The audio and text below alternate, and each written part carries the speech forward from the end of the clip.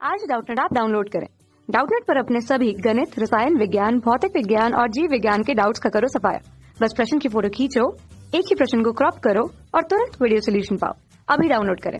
नमस्कार दोस्तों, हमसे पूछा गया है कि शांत जल में दो नावों पर दो व्यक्ति कुछ दूरी पर खड़े हैं। एक रस्सी का एक सिरा उनके हाथ में है। यह पाया गया कि चाहे दोनों व्यक्ति एक दूसरे को खींचे या उनमें से एक ही व्यक्ति खींचे, दोनों नाव एक ही स्थान पर मिलती है। क्यों, ये बताना हमें। क्या दोनों ही स्थितियों में उनके मिलने का समय समान रहेगा? जल के घर्षण की यहाँ पर मुझे उपेक्षा करनी है, मतलब कि नगण्य मानना है। तो देखो, यहाँ पर हमारी स्थिति कुछ इस प्रकार बताइए। ये हमारा जल है। अब जल में क्या है कि नाव है, नाव में क्या खड़े हैं, दो व्यक्ति खड़े हैं और यहाँ पर हमारे क्या है, रस्सी है। अब ये रस्सी इन दोनों ने पकड़ रखी है। अब क्या करते हैं कि एक दूसरे की तरफ खींचते हैं रस्सी।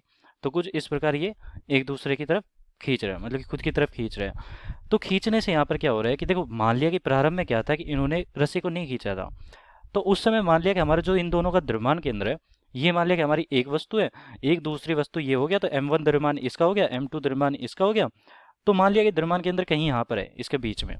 ठीक है, ये हमारा क्या है, द्रव्यमान केंद्र। द्रव्यमान केंद्र। तो मान लिया कि हमारा जो ये दोनों का द्रव्यमान केंद्र है इन दोनों के बीच में होगा, तो यहाँ पर कहीं आ रहा है। ठीक है, m। तो देखो, ये द्रव्यमान केंद्र है। अब द्रव्यमान केंद्र कब परिवर्तित नहीं हो सकता? बाह्य बल की उपस्थिति में ही परिवर्तित कर सकते हैं। जैसे कि हम कोई पिंड है, उसका द्रव्यमान केंद्र कब परिवर्तित कर सकते हैं? जब इस पर बल लगाया जाए। तो बल से यहाँ पर क्या होगा कि द्रव्यमान केंद्र यहाँ से चल के कुछ समय पश्चात यहाँ पर आ जाएगा। तो मैंने यहाँ पर द्रव्यमान केंद्र को परिवर्तित कर दिया एक तरह से।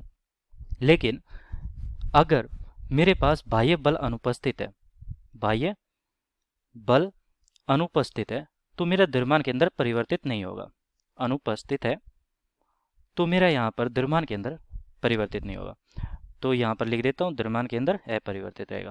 द्रव्यमान केंद्र अपरिवर्तित रहेगा, अपरिवर्तित। अब यहाँ पर देखो, हो क्या रहा है कि जो द्रव्यमान केंद्र अपरिवर्तित रह रहा है, तो अगर ये दोनों एक दूसरे की तरफ खींचेंगे, रस्सी को खींच रहा है, तो यहाँ पर बल लगा रहा है ये भी, और उतना ही बल एक तरह से ये भी लगा रहा होगा, तो बल यहाँ पर हमारा ये भी लगा रहा है।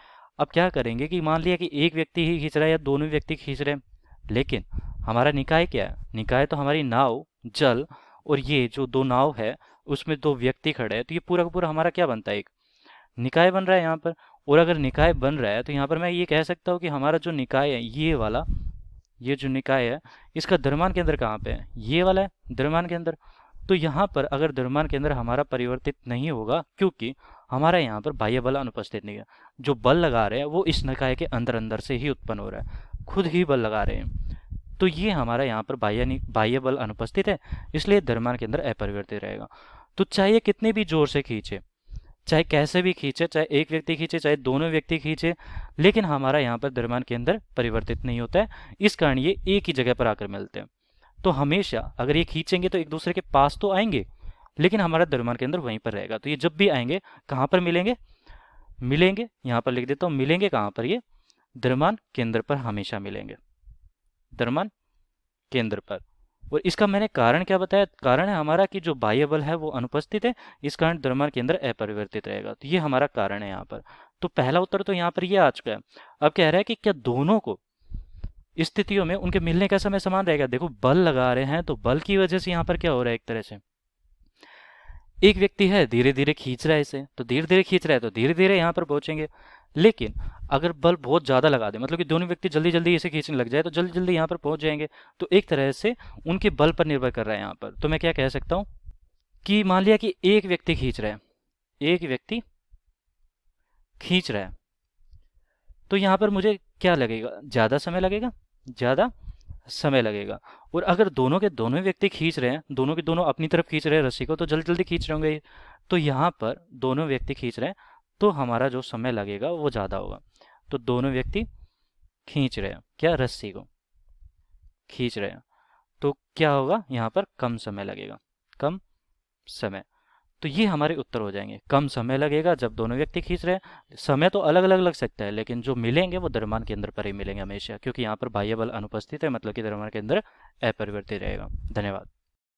कक्षा 6 से 12वीं से लेकर नीट, IIT, JEE वो एडवांस के लेवल तक 1 करोड़ से ज्यादा छात्रों का भरोसा। आज ही डाउनलोड करें डाउटनेट ऐप या व्हाट्सएप करें अपने सारे डाउट्स 8400 400 400 पर।